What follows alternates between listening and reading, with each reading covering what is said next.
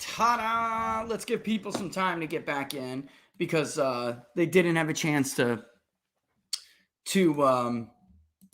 get a notification or anything. So let's give them a couple of seconds here, a couple of minutes.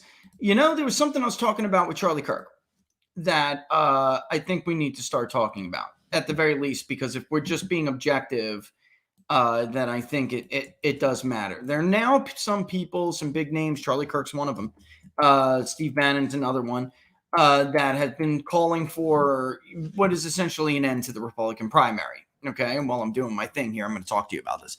All right, because there's something that I think they understand that some people that are anti-Trump, there's people who hate Trump. You have influencers expelled from Trump world, consultants who can't get a job outside of Trump world, and if Trump's candidates dominate the slate like they did in 2022, then they're going to miss out on a lot of money. And then you have, look, somebody like Ron DeSantis, the candidates themselves, that their real concerns, and I know this from discussions I had with people on Saturday, his concern is about Ron DeSantis. It's not about whether the party will be stronger or not after this primary, and whether he'd be personally damaged forever. He doesn't think he will be.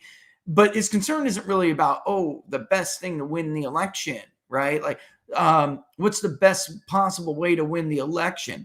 They don't seem to understand, Charlie Kirk understands, Steve Bannon understands, that no matter how weak Joe Biden is, he will be incredibly difficult to beat. They have a massive, they meaning Democrats, have a massive vote harvest, vote gathering. It's not a ground game, traditional ground game. They spend an enormous amount of money being very creative, making sure people are paid very well to get these ballots, to do these jobs, not just say they knocked on a door. And they're not trying a game of persuasion so much as they are making sure the databases don't have latency issues, and that they know in real time exactly whose ballot they got and brought back already. All right. So that being said, Republicans are way behind on this game. They cannot win. I'll be honest with you, because people say, Rich, you have Trump up by 4. Right. And I had Republicans up by 4 on the generic ballot. Right. And they came pretty damn close to that. I mean, it was 3, roughly rounded 3-point national vote win.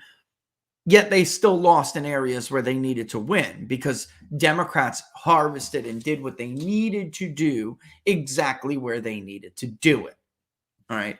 The only candidate on the Republican side who seems to understand what not just he, but the party is up against is Donald Trump, is the former president. So you have Bannon and Charlie Kirk and others, and more are coming, that are going to start calling for just an end to the primary. You got to go through the motions, obviously, but this bitter primary thing is stupid. And he asked me about it because historically, the truth is you have people arguing things like, well, it's good to have a competitive primary. And then that candidate who wins will emerge stronger. The truth is, people in my business know that's not true. It's not. Historically, it's not at all true, especially when the candidate is an incumbent or universally known quantity. Okay? What do I mean by that? Jimmy Carter was the president of the United States. It damaged him, and it damaged him greatly for Ted Kennedy to challenge him, and he lost. Herbert Walker Bush was the president of the United States. It damaged him for Pat Buchanan to challenge him. And then that fueled even more desire for those voters, those Buchanan Republicans, and the others that Herbert Walker Bush needed to bring into the electorate. It damaged his ability to A, consolidate Pat Buchanan's voters, and B, get those voters on their side. And it presented a very big opening for somebody named Ross Perot to come in and steal more than enough of the vote, or not even steal, he earned it. But to take more than enough of the vote needed to make sure that Herbert Walker Bush would be defeated by Bill Clinton, even though Bill Clinton never got to a majority. That same thing came around.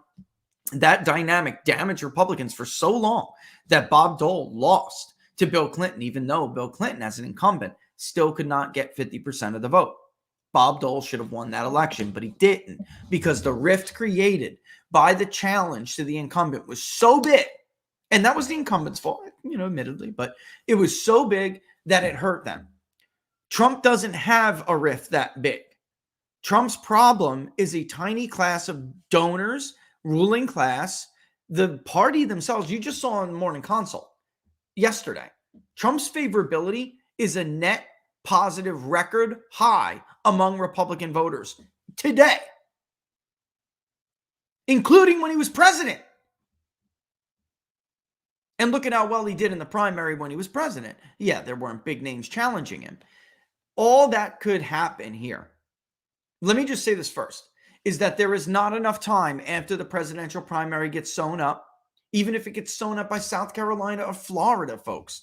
It still takes time to pivot, and candidates who aren't known general election candidates, they can't begin to do things legally that need to be done in order to what it falls under the umbrella of what, we're saying needs to be done for a Republican to win. All right. So that being said, there's not enough time. Plus, you could waste at least $2 million in a primary, and it's $2 million anti-Trump. Which could and should, if you're thinking only about winning, which could and should go to at least, and Charlie said 2-3 states, at least 2-3 states. If Republicans consolidated behind Donald Trump right now, they could build these operations in way more than 2 or 3 states. It has to be done in Arizona. It has to be done in Georgia. And then Trump's going to win them. And truth is, he's got a good chance of winning them without them, but there's just too much risk because Charlie and I saw it firsthand in Arizona. Democrats thought that actually Kerry Lake was going to murder Katie Hobbs. It was over. They saw the margins that were coming in on election day.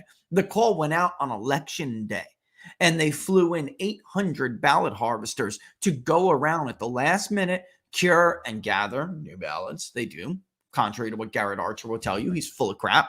He's either lying or he's just naive, but I tend to think he's lying because he's in a crowd of people. He knows what goes on. He's full of crap. But the bottom line is, last minute, folks, they flew in 800 ballot harvesters to run around Maricopa and Pima and get what they needed to get. In Wisconsin, they damn near defeated Ron Johnson over it. Ron Johnson should have won that election by 3 to 5 points. He got out ballot harvested badly and almost lost. Pennsylvania, full display.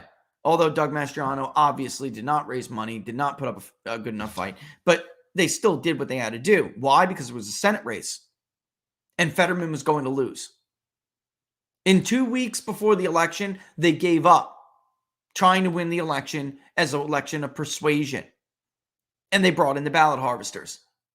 And Democrats crushed Oz under the weight of mass mail-in voting. Oz did not have the infrastructure. Nobody seems to understand what is necessary for a Republican to win in 24. Trump could win the popular vote this time and lose the Electoral College because of the disproportionality of it's not even a get out the vote. It's a new get out the vote, kind of 2.0 universal mail-in voting. Exploit every potential exploitation in the system. They will. They do. And with what Laura and I saw in a state like Michigan, they started months and months and months and months and months before. Like, they knew what they were going to do, ultimately. It makes sense because look at what Rumbeck and the orders for the paper for mail-in ballots, which is a historically high order in Arizona. Yes, Arizona's long been a mail state, but they know how much they normally needed. We're not talking about an order on par with population changes. We're talking about people who knew that mail-in voting was going to be greatly expanded in 2020. All right, so the fact of the matter is you can't take Trump as a new candidate. When it came to the 2015, 2016 field, that was different.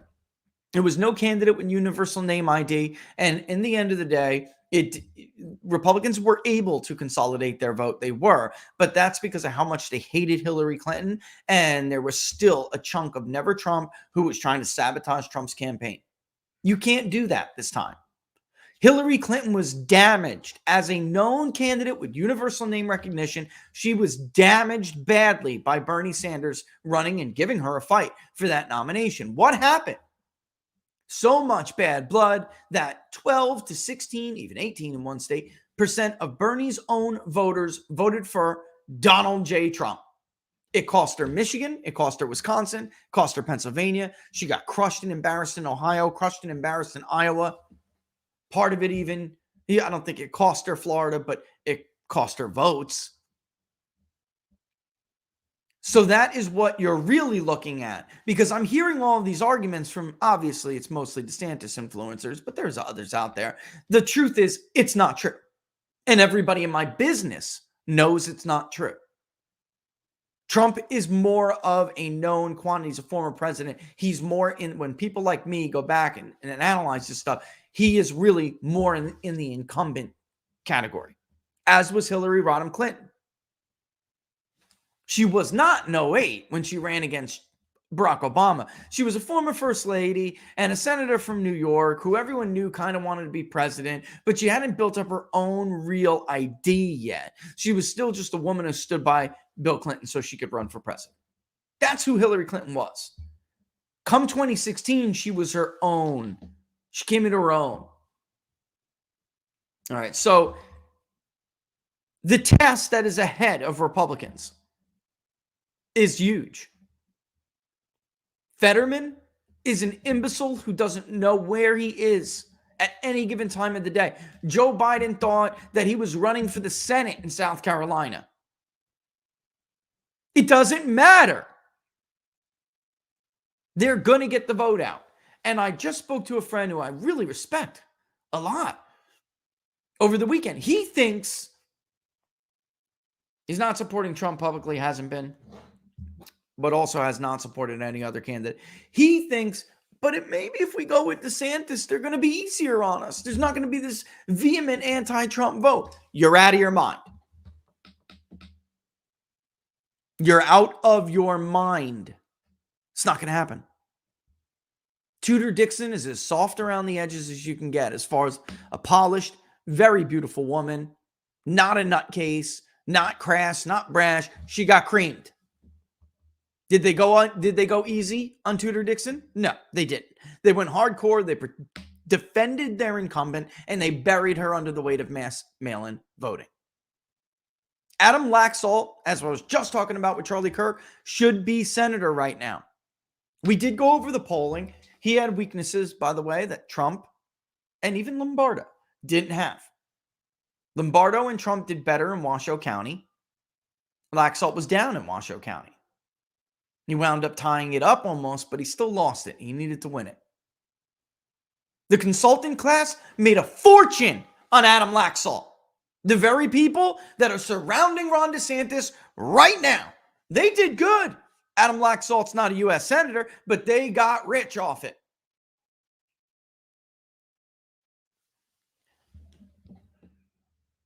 They don't know what it takes.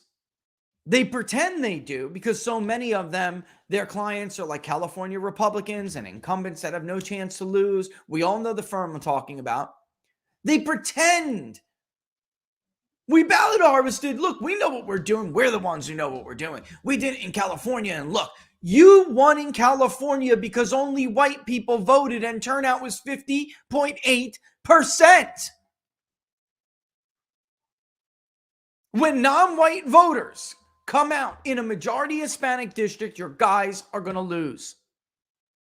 You weren't harvesting votes. They didn't show.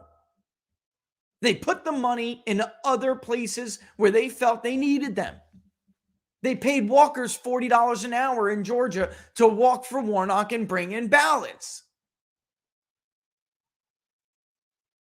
In Arizona, they paid single moms to go out and get ballots. You could earn up to $500 a week.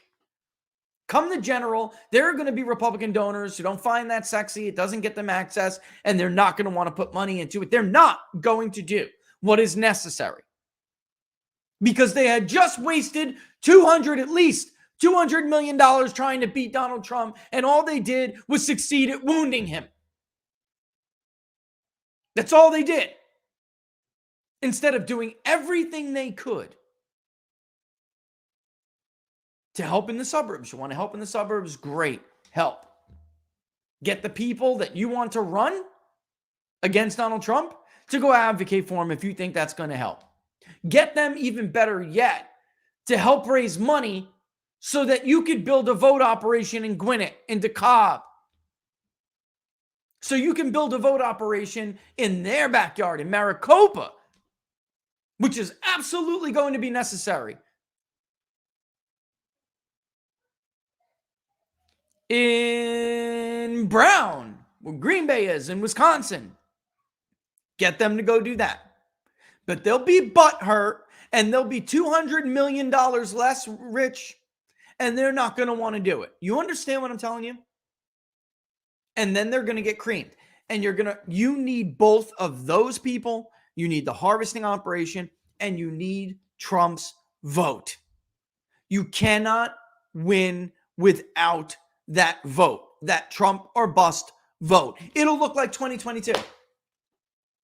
And great, you'll be boasting how you won the working class by 30 points, except they will have been way too little of the electorate as a share to make any difference. And hell, maybe you even win 38 to 42% of post-grads. Maybe you only lose college grads by 2 points, or you win them by a few points. That's great. You're still going to lose. It'll be a very close, painful loss, but you will lose. Maybe electoral college speaking, it won't be close because they'll run the table. All but Florida. And when I say all, I also mean maybe even Iowa, maybe even Ohio. Damn right. Because without Donald Trump's voters, where's J.D. Vance? Oh, that's right. He was just elected. They don't need J.D. Vance.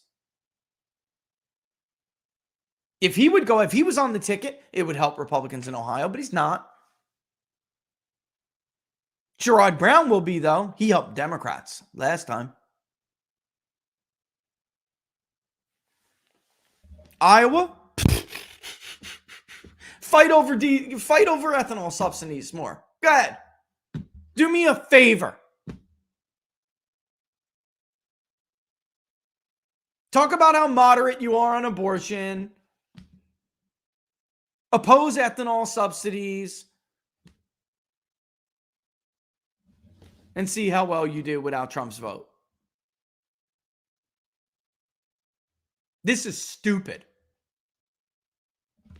So, objectively, this is stupid. And the arguments because Charlie's right. We all know, Charlie knows them. I know them. We know who these donors are. We know, obviously, I know who the consultants are. Some of them I know well. Some of them I don't and don't want to know because they are pieces of crap. They're the only winners here. Who Charlie collectively called the grift. Absolutely. Charlie is 100% correct. And they have that money they want to burn just to try to stop Donald Trump because they hate him that much. And by the way, they're not in Iowa. They're not in Ohio. They're not in Florida. They're not in North Carolina. Hell, they're not even in Arizona. And many of them aren't even in Georgia. These people are in Silicon Valley. They're in New York. Sure, some of them are in like Scottsdale, stuff like that. But they're in Orange County, Sacramento, San Francisco, where their banks are failing. That's who these people are. Beverly Hills. All spending ungodly amounts of money because they're bitter, trying to trick you into twisting the Republican primary into a bitter fight. All of their arguments are based on either outright lies, flawed logic, or what my old professor used to say, historically inaccurate or inaccurate historical comparisons. Bitter primaries with known quantities, such as incumbents or prior candidates, are not good for the party. They are not. In fact, in one instance in the modern era, caused such a rift, it took 10 years almost for Republicans to win back a vote block that was reliably theirs under Reagan. And even some, by the way, they still didn't bring them all back. They never did. They never did. Not until Donald Trump in 2016 was when they started to bring them back. And by the way, You're still going to have the problem with the suburbs that you think you only have because of Donald Trump. You're still going to have that problem. So if you were being as objective as you intellectually honestly can be, all right? If you were being objective and impartial and you were simply just looking at this, what is the best thing that could happen for Democrats? What is the best thing that could happen for Republicans? George Soros may be a billionaire nutcase, but he's not stupid. George Soros wants this bitter primary for Donald Trump because he's smart enough to understand. I win either way. If Trump beats DeSantis, the establishment will be butthurt. They'll get a bunch of their voters to be butthurt, and it'll hurt Trump in the burbs. That's what they're hoping, And then he loses. Whatever. If DeSantis wins the primary, well, then 15, 20 million people don't vote. I win. Either way, I win. So go Ron DeSantis, or anybody else for that matter. It's just that nobody else seems to be raking in the money from these Trump haters like Ron DeSantis. Like Ken Griffin knows Ron DeSantis is a long shot. He knows it, but he's got the money and he just wants to spend it. This is what Charlie and I were just talking about. They know. At first, they thought they had a chance to beat Trump. Now, most of them are pretty much really, really upset. They don't even believe the fake polls they're putting out. If you're being objective, what's that? That's best case scenario for Democrats. What's the best case for Republicans? Everybody rallies behind the guy that obviously the party wants to win, has been martyred, and gets 13, 15 million conservatively voters that no other candidate has the prayer of getting out to the polls. And the party does everything in their power to get the voters they've been sliding among with him, without him, to look at the bigger picture. Immediately focuses all of their resources on the RNC and $1 billion Ronna McDaniel spent on a so-called permanent data operation that her candidates need to come to me to fix. The database latency issues the Republicans have is severe. It's very bad. I have long said this, and it's true. I work with left-wing vendors because they are better. I work with left-wing databases because they are better. They have to deal with that. They have to spend an ungodly amount of money dealing with that. And then they need the infrastructure to make it all worthwhile. Trump will be a one-man turnout operation, but he can't do it alone. They need, especially not after 2022, I think it should be so painfully clear. They need to get creative on their own. They need to find their own single moms to give $500 a week to make sure that she goes out and collects ballots. And she's not even a political person. And they need their own activists and paying them legitimately. No more of this $10 to $13 an hour job on Craigslist that aren't even, people that give a hoot about anything. You save the $40 an hour for walkers for your best and brightest. You make it worthwhile to them. You don't rely on their goodwill. And you get creative to get out those normies to go do it as well. But none of that matters if your database is garbage. And it is. It's unbelievable. It's unbelievably stupid that Republicans want to do this. It's selfish because everyone that I'm looking at who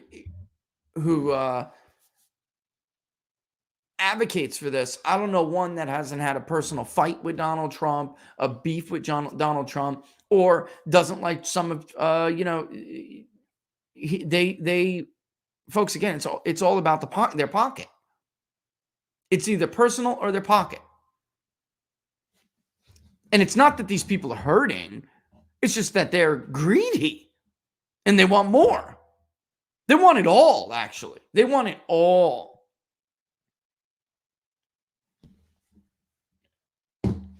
So let me know your thoughts. Again, the point is, the arguments that are being made simply are not true. They're not true. It's trash. David, you're in the, I just see David is out in the audience. David knows firsthand. I don't think he'd mind me saying.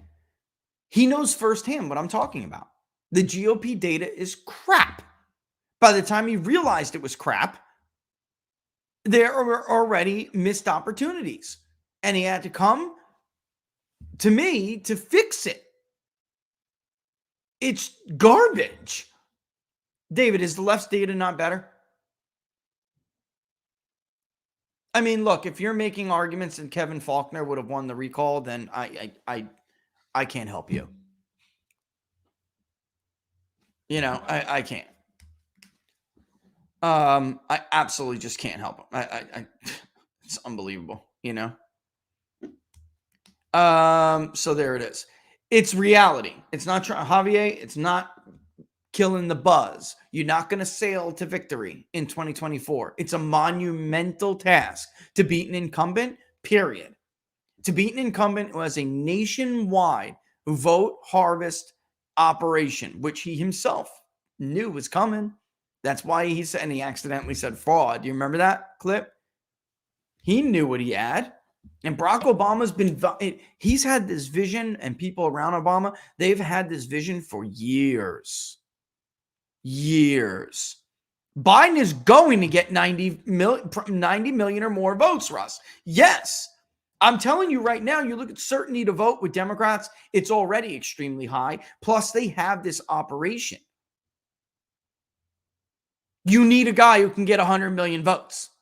There's only one man on the Republican side who has a prayer of touching 90 million. That's it. I hate to tell everybody. There's one guy. One. It's not going to happen. All right. So, damn, it's already 2:03. Friday. What do we got going on Friday, Laura? We're going to have Paul Martino on Friday to discuss the insanity in Bucks County, these nutcase Democrats fabricating discrimination claims, fabricating. The Republican school majority had to spend money to defend their district, their teachers, their children. So they lit a fire and now are pretending to be the ones who can put it out. Meanwhile, the Republican school board members, their lives are literally in danger right now because these folks, we just had mass shootings when it came to I don't know if anybody's noticed, but transgender activists are on a rampage in this country. Some crackpot will shoot you if they think that you're a bigot or you're discriminating against them. It's a serious, serious situation. And there's a primary coming up. It's an off-cycle primary. So, yeah, that's where we're. The base of that story is it's a conservative school board that has. Yeah, the Republican majority. They can't take it. They won an election. Democrats expected they were going to win. They even ran a woman who is now, because you can cross-file, they even ran a woman who pretended to be a Republican and then changed after winning. That's how they thought they were going to have an extra seat, and they ended up in the minority. When the Republican majority has gone around now, they pushed to open the schools. They got academics back on track because of the lockdowns. They also started looking at some of the material in the school districts. Of course, they see their book banning, but I've seen the material. You do not want your children looking at this material. Not only is it sexually explicit, but it is not heterosexually explicit. It's X-rated content. And they go to remove that and they're book banners.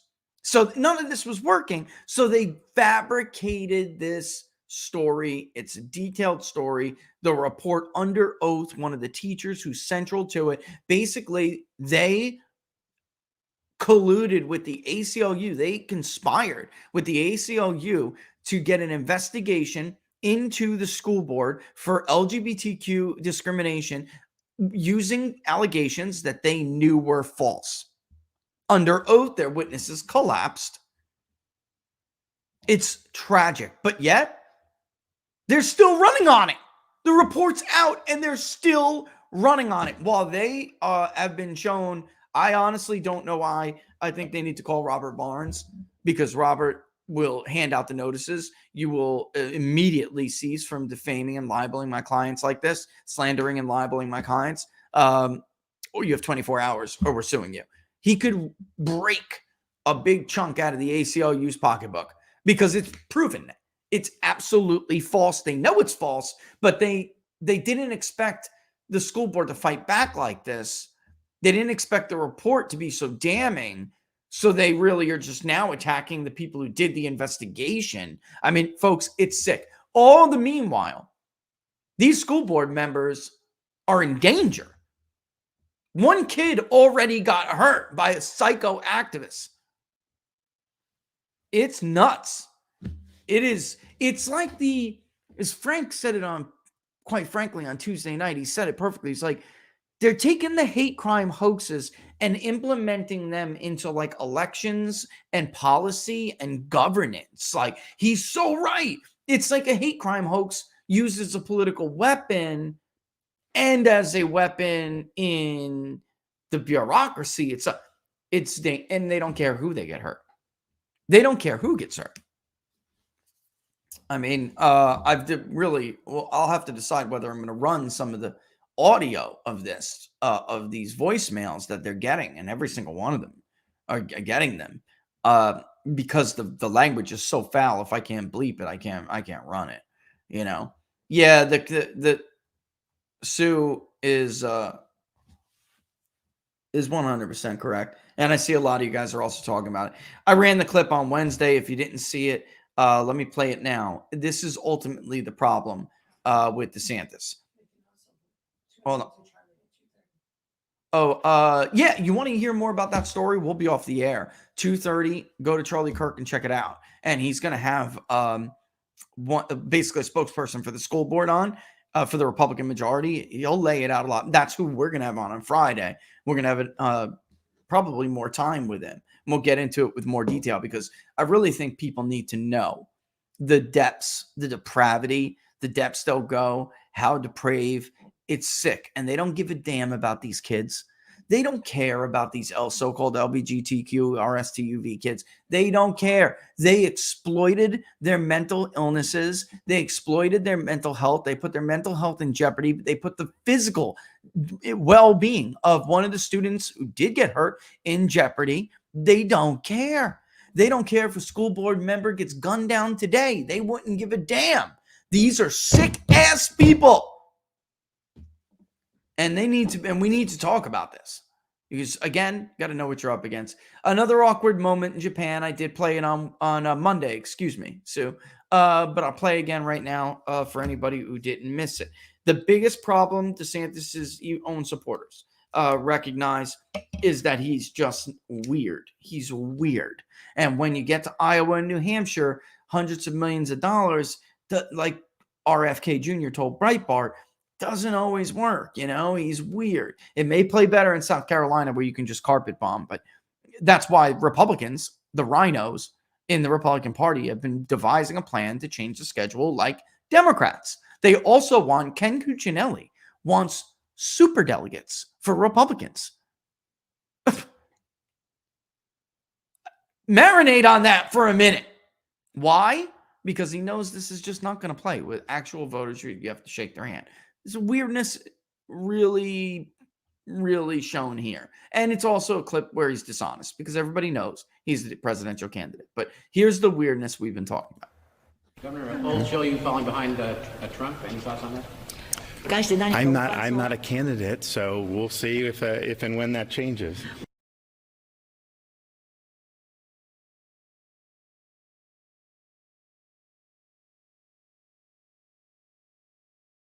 You think that's going to win? Do I have to explain it? Or is it visibly enough? I mean, I know that there are people out there who just don't see the issue. Well, how many presidential elections have you won? That's not going to fly. Republicans are held to a different standard than Democrats are. Because you could say to me, well, Joe Biden's weird too. He's not awkward like this. He's not. He's still personable. You may think he's a prick, and he is a prick, but he's still a personable prick. Like he doesn't look weird. Like one of his own supporters on Saturday said to me, I think he's on the spectrum. I'm like, oh my God. Like he's super smart, and he is a super smart guy.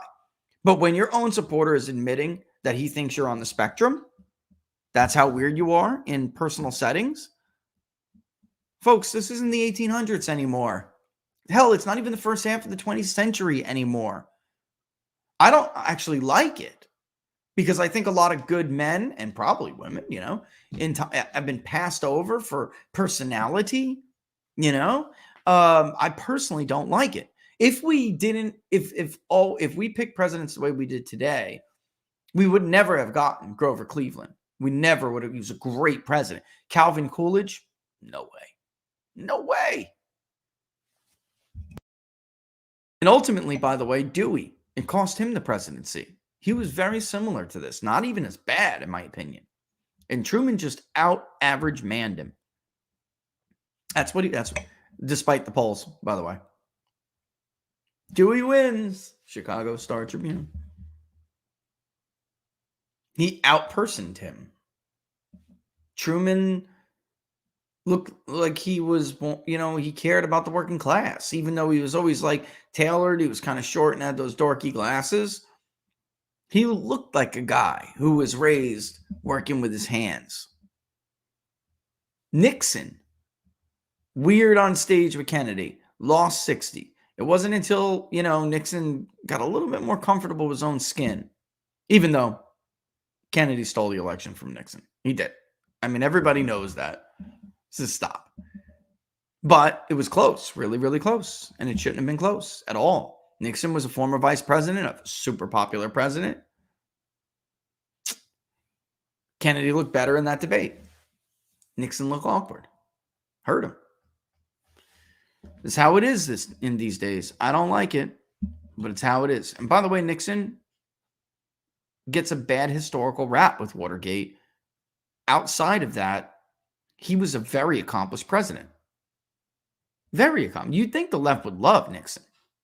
The EPA, they were anti-war back then. Nixon was for détente. He did not want to raise escalations with the Chinese. He was not a warmonger like some of the right viewed détente as stupid. But Nixon was a realist. He was a foreign policy realist. At least as much of one as he could be. And he understood tragedy of great power politics. You push them, they'll just run into the arms of the Soviet Union. And we can't take Russia and China together. One of them has to be on our side. Who else knows that? That's right. Donald John Trump, who is trying to make at least some kind of a working relationship with Russia so we could balance against China. Like every scholar who's worth his weight and is respected has suggested we do instead of EU and NATO expansion. Great. You're going to have a worthless Western Europe and Eastern Europe, even if you're successful, which you're not going to be. You're going to lose the war in Ukraine. Even if you did, though, that's great. You're still going to become what is the Chinese goal. You're going to be basically not a satellite state, but you're definitely going to be a patron state. And it's going to be like global international feudalism. And that is what the Chinese wants. That is their goal. They understand they have structural problems with their economy. They understand they have problems with the one-child policy, what they did to themselves. So they don't want to fight everyone. They don't. But they do want to get them by the economic gonads so they can make you pay homage to them like the feudal lord they want to be. You push Russia into the arms of China like we just did and you're screwed. And by the way, someone who calls Putin a war criminal, who says we got to fight with the Ukrainians over there so we don't fight the Russians over here. One day, the next day, he sounds like Trump. Then the next day he goes back. It's a territorial dispute. 24 hours later, I don't know what. I can't follow along. But the people in the Rust Belt are not going to go for that. Social Security alone is going to kill them in the Rust Belt. Kill them in Pennsylvania. alone, that issue alone, people couldn't understand why Trump was like, I am not cutting Social Security. Nope, it's not up for debate. I think we can redo healthcare. I think we can redo Medicare. We can make it better. But I'm not attacking the promise we made to working people. Now, you may look at it and say that we absolutely need reforms to these programs for budget reasons. We overspent. That's irrelevant. And you may even be right. It's still irrelevant. You'll never get those reforms because you'll never get elected. You're never going to get elected. We're going to raise the retirement age. We're going to take away benefits from these people. A better plan would be to target the rich, 200 plus and above even. Definitely $1 million and above, $500,000 and above. You get whatever benefit you get is based on and your income, and you only get a full benefit based on retirement assets you don't have. That's something that could work. Because guess what? The ones you're going to hurt, they're voting Democrat now anyway. With the policies Republicans are advocating for, you're actually hurting your own voter. It's so stupid. So dumb. All right, it's 2:17. I'm going to go ahead and end it there to give you guys time to pop over and look at Charlie. Friday, like I said, we'll have Paul Martino on to discuss this more because I think it's an incredibly important story. And I know I have worked, by the way, full disclosure, with some of the, quite a few of them out there. What else? What am I missing? I feel like I'm missing something. If you didn't check out our interview on, quite frankly, earlier this week, definitely check it out. We're doing that monthly. Every time we get together, Frank and I, we go off on a range of issues, root cause analysis. Frank and I were talking the other night, and he's like, I think we should have a title for this segment. And what we are always trying to talk about is the root cause of these things, right? So we should do root cause now. I'm like, I love it, Frank. Do it. Put it up. Check it out if you haven't done that already. And Be Kind Rewind. Check out the Charlie Kirk interview, which I believe they already sent me. Wow, that was quick. Guys on top. It's about censorship, plus the end of Fox News, plus Fauci rewrites history. Berenson. Ooh, Berenson was on. Yeah, man. Oh, here it is. Let me send this out to you guys before we even do this. It's on right now, in fact. So, yeah, let me do it. Let me put it in the comment section. YouTube coming your way. Cha-cha. Locals coming your way. Cha-cha. Looks like most of everybody on Locals found it, came back. Getter coming your way. Getter, your audience lately. I love you guys. You've been showing up for us. We super appreciate it. Right, Laura? They've been killing it on Getter. Definitely raising the most definitely raising the bar over at Getter. Raising the exposure level. We love it. And again, super appreciate it. Before we go, let me just tell you guys one more time. Don't forget about our sponsors. Thank you to sponsors for supporting us. And thank you to you guys for supporting our sponsors. I don't know if this is going to end at the end of the month. All right. But I'm going to put it up. The People's Pundit, a 3-month survival kit for Patriots. That is 688 servings. The entire kit is free with the Patriot Power Generator now. And you get the TPP10 promo code will still get you 10% off the whole thing.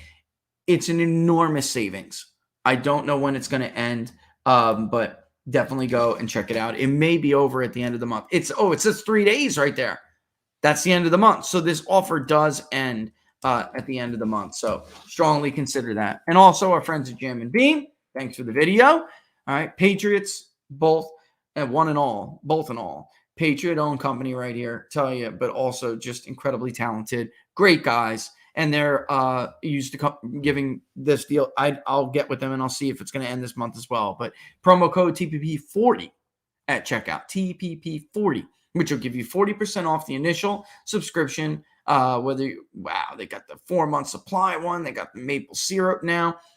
So that'll get you 40% off your initial subscription, and you still will get the People's Pundit 10% renewal discount. So every month you'll still get it. It's jamandbean.com, TPP40. 40. Get 40% off on the front end, and every month when it renews, you're still going to get 10% off. Great deal. All right. Been doing this for months, couple months now, and I mean, when the deals get big, they get big, and that's so probably after this month won't be one for a while. I don't know, but these are the best deals we've seen since we started doing this. All right, what else? Yeah, go look at Charlie. Go check out Charlie, and we'll see you guys on Friday. All right. That's right, Laura? I'm done, right? Oh, and the public polling project, share it far and wide. All right, all the best. Deuces. You want to say deuces, Laura, before we go? You're going to yell at me if I do it before we go? You coming? She's coming. Deuces. Love you guys. See you Friday.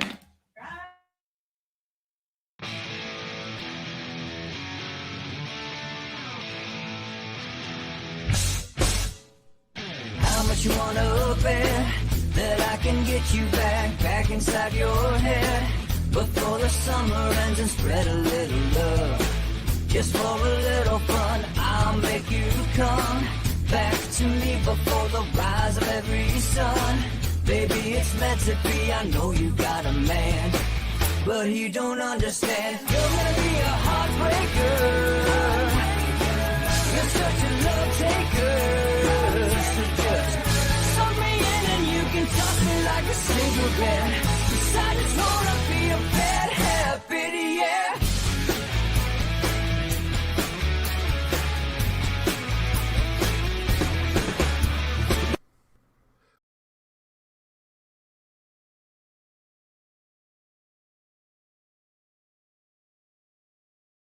Sorry, I couldn't help myself.